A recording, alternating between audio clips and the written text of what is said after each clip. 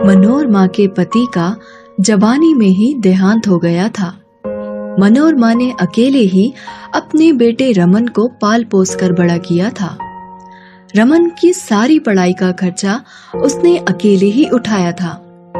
रमन की नौकरी लगने के बाद उसने उसके लिए एक सुंदर सुशील कन्या देखकर उसकी शादी करा दी थी। रमन शहर में रहकर जॉब करता था। उसकी पत्नी शालिनी और माँ मनोरमा गांव में ही रहते थे। अरे ओ शालिनी, शालिनी कहाँ मर गई? क्या हुआ मम्मी जी? क्या हुआ वे सब छोड़ो, ये बताओ कि बिजली का बिल इतना ज्यादा कैसे आ रहा है? तुम्हें बिल्कुल समझ नहीं है? इतना महंगाई बढ़ा हुआ है, ऊपर से इतना बिजली का बिल।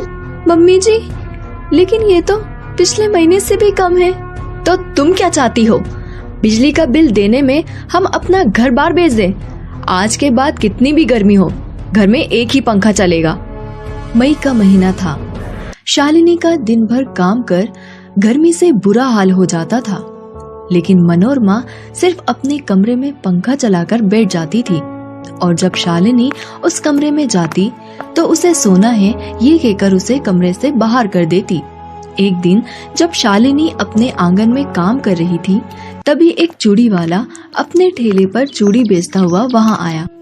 चूड़ी ले लो चूड़ी, रंग बिरंगी चूड़ियाँ।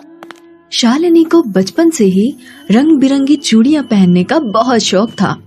चूड़ी वाले को देख खुद को वो रोक नहीं पाई और उसे आवाज दे दी। ए चूड़ी वाले भैया, रंग बिरंगी चूड़ियाँ दिखा देना। ये लीजिए मैडम, एकदम नए डिजाइन की सुंदर चूड़ियाँ हैं, बहुत ही सस्ते दाम पर। शालिनी को चूड़ियाँ बहुत पसंद आती है। तभी वहाँ मनोरमा आ जाती है। क्यों री, तुमको समझ नाम की कोई चीज नहीं है क्या? यहाँ महंगाई इतनी बढ़ती जा रही है और तुम्हें नई चूड़ियाँ पहननी है। मम्मी जी, मेरी सारी चूड़ियाँ घर के काम काज करने में टूट गई हैं। एक भी अच्छी चूड़ियाँ नहीं बची मेरे पास। वैसे भी तुम चूड़ियाँ पहनकर कौन सा विदेश जा रही हो? चलो चूड़ी वाले भैया, यहाँ से आगे निकल जाओ। ले लेने दीजिए ना ये चूड़ियाँ, इन पर बहुत जचेगी। क्यों रे, अब तू हमारे बीच में बोलेगा? रहने दीजिए भैया, मुझे चूड़ी नहीं चाहिए। इतना कहकर शालिनी उदास होकर अपने कमरे में जाने लगती है और मनोरमा भी वहाँ पर चली जाती है। तभी चूड़ी वाला वे चूड़ी शालिनी की खिड़की पर रख वहाँ से चला जाता है। मनोरमा खिड़की पर चूड़ी रखा देख उसे अपने पास रख लेती है। कुछ दिनों बाद शालिनी की माँ आती है। क्या बात है शालिनी, तुम दिन ब दिन कमजोर होती जा रही हो। क्या बताऊँ माँ, मेरी सास इतनी कंजूस है कि बाजार में जो सबसे सस्ती सब्जी मिलती है वही हमारे घर में बनती है। तभी वहाँ मनोरमा जाती है। हाँ हाँ क्यों नहीं, यहाँ के साग सब्जियों से इतनी ही दिक्कत है तो अपनी बेटी को खिलाने के लिए सब्जी लेकर आती अपने गांव से। बहन जी, मैं अपने खेत की सब्जियाँ आप लोगों के लिए लेकर आई हूँ। जे सब्जियाँ ये तो कई दिनों से बासी लग रही है, पर कोई बात नहीं, अब आप लेकर ही आई है तो हम रख लेते हैं। मनोरमा सब्जियों की टोकरी लेकर रसोई में चली जाती है और ताजे लाल टमाटर को खाने लगती है। मुझे लगता है मैंने बहुत बड़ी गलती कर दी तुम्हें इस घर में ब्याहकर। अब यही मेरा घर है माँ, मैं ठीक हूँ। रेखा अपनी बेटी का ससुराल में हालत देख बहुत चिंता में पड़ गई थी, लेकिन शालिनी के कहने पर वे वहाँ से चली जाती है। कुछ दिनों बाद भीषण गर्मी के कारण शालिनी बेहोश हो जाती है। मनोरमा शालिनी की हालत देख तुरंत डॉक्टर को बुलाती है। डॉक्टर साहब, क्या हुआ है इसको? गर्मी के कारण शरीर में पानी की कमी हो गई है, पानी चढ़ाना होगा। यह कुछ दवाइयाँ हैं, देते रहिए। डॉक्टर साहब, इन दवाइयों की कीमत क्या होगी?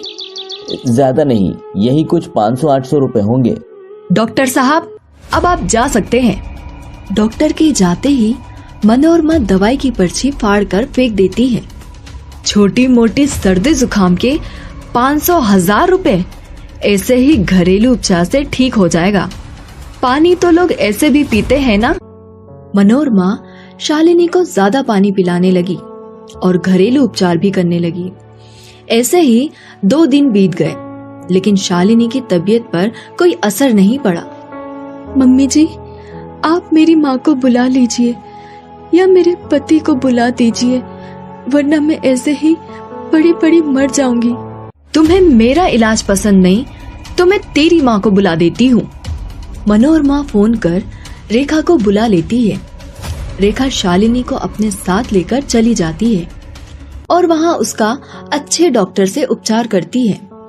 एक दिन रेखा मनोरमा के घर आती है। हाय रे, मेरी मति मारी गई थी जो मैंने तेरे घर में अपनी बेटी को बहू बनाकर भेजा। तेरी वजह से उसकी जान चली गई। क्या?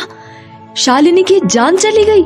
हाँ, तेरी कंजूसी की वजह से उसका सही वक्त पर इलाज ना हो पाया। मैं नहीं चाहती कि तेरा साया भी उस पर पड़े, वरना तुम मेरी बेटी के शव के ऊपर चढ़े फूलों की भी कीमत लगाने लगोगी। मनोरमा वहीं रोने लगती है और खुद को कोसने लगती है। हाय, मुझसे बहुत बड़ी गलती हो गई। आज मेरी कंजूसी के कारण बेचारी मेरी बहू की जान चली गई है। मैं आपसे कंजूसी नहीं करूंगी। तभी शालिनी वहां जाती है। शालिनी को देख मनोरमा की खुशी का ठिकाना नहीं होता और वो उसे गले से लगा लेती है। मम्मी जी, बचत करना अच्छी बात है, लेकिन कंजूसी नहीं करनी चाहिए। बेटा, मैं अब से कभी भी कंजूसी नहीं करूंगी। हमें आपको यही समझाने के लिए ये नाटक करना पड़ा। मनोरमा ने कंजूसी छोड़ दी और सभी खुशी खुशी रहने लगे।